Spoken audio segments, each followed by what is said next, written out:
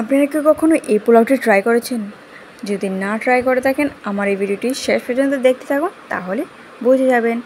তাহলে আসসালামু আলাইকুম সবাইকে, আশা করছি আপনারা সবাই ভালো আছেন। আমি অনেক বেশি ভালো আছি।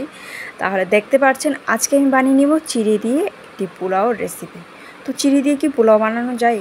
অবশ্যই বানানো যায়। তাহলে এটার জন্য সামান্য কিছু উপকরণ লাগবে, যা ঘরের সবাই থাকে। 2টো পেঁয়াজ নিয়েছি, 4টা কাঁচা লঙ্কা নিয়েছি, 2টো ডিম নিয়েছি, এটিকে কুচি কুচি করে রেখে দিলাম, আর নিয়েছি ধনিয়া কুচি। তাহলে একটা কড়াইয়ের মধ্যে আমি দিয়ে দিলাম, পেঁয়াজটা একদম লাল লাল করে ভাজা করতে হবে। দিয়ে এখন আমরা সাইডে যে চিড়েটা একটু ভিজিয়ে দিব, ভিজিলে এটা ফুলে উঠবে। আপনারা কিন্তু তাড়াতাড়ি ভিজাবেন না, যখন চুলার মধ্যে পেঁয়াজটা দিবেন তখনই ভিজাবেন, তাহলে না হলে এটা কিন্তু একদম নরম হয়ে যাবে আর খেতে একদম ভালো লাগবে না। তাহলে আমাদের পেঁয়াজটা যখন একদম ব্রাউন কালার হয়ে গেল, এখন আমরা যে কাঁচা লঙ্কা কুচিটা ছিল এটা দিয়ে দিব, দিয়ে দিলাম লবণ, দিয়ে দিলাম হলুদ, আর দিয়ে দিব 2টা ডিম যেটা আমরা রেখেছিলাম।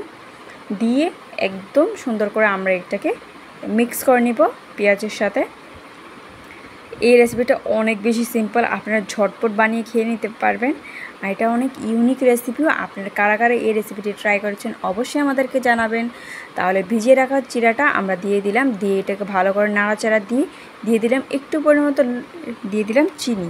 আপনার যদি চিনি ভালো না লাগে নাও দিতে পারেন, আমরা এভাবেই খাই, তাহলে আমরা একটু দিয়ে দিলাম। তো এদিকে পোলাওটা রেডি হয়ে গেছে, তাড়াতাড়ি একদম প্রায় আধা ঘন্টার মতো লাগে, একটু তো হতে হবে।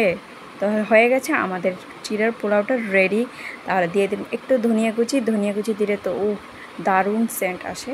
তাহলে এটাকে আমরা এখন খেয়ে নিব গরম গরম। তাহলে আপনারা যারা যারা আমাদের ভিডিওতে নতুন আছেন প্লিজ অবশ্যই সাবস্ক্রাইব করে দিবেন। আর আপনারা যদি এই ভিডিওটি ভালো লাগে তাহলে প্লিজ আমাদের চ্যানেলটিকে অবশ্যই লাইক কমেন্ট শেয়ার করবেন। And thank you for watching.